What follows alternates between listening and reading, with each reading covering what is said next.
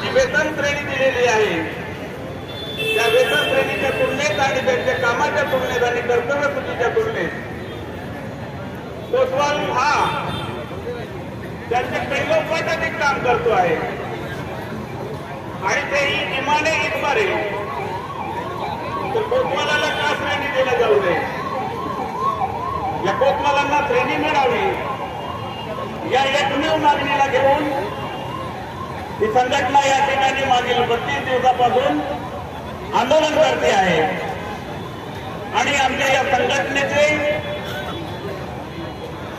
संघर्ष योद्धे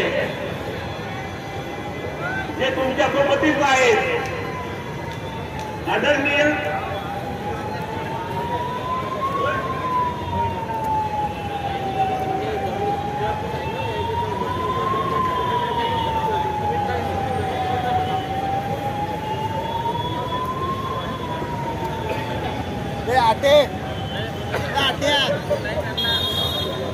संघर्ष होते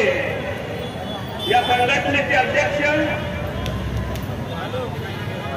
आदरणीय रवींद्रजी भोजले साहेब आयुष्याचे त्यांच्या 52 वर्ष पूर्ण झालेलं आहे उरले 15 वर्षाची त्यांची नोकरी आहे या कर्तव्यात रुजू झाले तेव्हापासून या राज्यातील तमाम महसूल सेवकांना अर्थात कोतवालांना सोनेरी जीवन जगता यावे या देशात मूलभूत सुखसुविधा त्यांना घेता याव्या याकरिता आज वयाचे 52 वर्ष पूर्ण झाले असले तरी ते आज 10वा दिवस आहे त्यांचं ते आज उपोषणाला बसलेले आहे त्याच्यासोबतीच आमचे महाराष्ट्र राज्य महसूल सेवक संघटनेचे उपाध्यक्ष अमरावती विभाग माननीय योगेशजी शेळमाके यांच्या सुद्धा मनात थोडेतरी कष्टच आहे की आमच्या कोतवालांना चतुर्थ श्रेणी मिळावी आणि जो धरणे स्वरूपात असलेला आंदोलन त्याचं रूपांतर कुठेतरी उपोषणात केलेलं आहे आणि उपोषणात रूपांतर केल्यानंतर उपोषणाचा आज 10वा दिवस चाललेला आहे पोटातील आकड्या पाठीला भिडलेले आहेत मेंदूला कंटिन्यू सूचना देत आहे की बाबा तुझं इंधन चालवणारा टँकर खाली झालेला आहे त्या टँक मध्ये कुठून तरी इंधन भर एखाद्या वाहनामध्ये जर इंधन नसेल तर तो वाहन चालेल का तरी परंतु गोरगरीब कोतवालांचं कुटुंब या महाराष्ट्रामध्ये एक सन्मानाने जगावा त्यांच्या लेकरा बाळांना शैक्षणिक सुविधा उपलब्ध व्हावी त्यांना राहायला एक छोटासा पक्का घर राहावा त्यांची वेळोवेळी उद्भवणारी आर्थिक अडचण कुठेतरी दूर व्हावी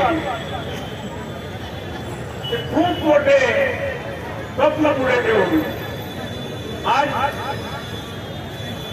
स्वतःच्या पोटाला चिमटा मारे त्या ठिकाणी 10 दिवस झाले आंदोलन करतो आहोत उपोषण करतो आहोत आदरणीय साहेब या राज्याचे महसूल मंत्री माननीय चंद्रशेखरजी बावनकुळे साहेब यांच्या निवासाकडे जाणारा मार्ग नागपुरामधला असला तर तो फक्त संविधान चौकामधून आहे या 32 दिवसाच्या कालावधीमध्ये या ठिकाणी उपस्थित असलेला प्रत्येक महसूल सेवक कित्येकदा तरी महसूल मंत्र्यांचा कापा या ठिकाणाहून जाताना बघितलेला आहे media print media electronic media आणि शासनापर्यंत एक लिखित स्वरूपात अनेक निवेदने देऊन आम्ही शासनाला या आंदोलनासंदर्भातची माहिती दिलेली आहे हेतू परस्पर जाणून बुजून कोतवालांवर कुठेतरी अन्याय होत आलेला आहे आणि तो अन्याय कायम राहावा की काय इतर शासनाची मानसिकता नाही ना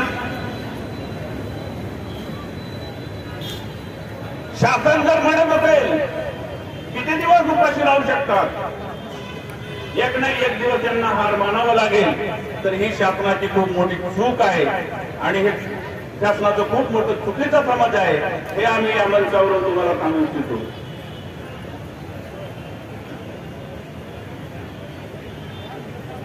आपण आमरण उपोषण आणि विशेषतः आमरण उपोषणासाठी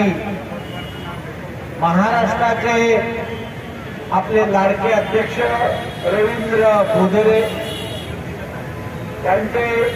सहकारी आमरण उपोषणावर आणि आज संपूर्ण विदर्भासह महाराष्ट्रातील सर्व प्रतिनिधी आज आपण या आंदोलनाला एक तीव्रता असंतोष व्यक्त करण्यासाठी आपण सर्व मंडळी इथे एकत्रित बसले. मी सर्वप्रथम आपल्या सर्व तरुण वर्गाला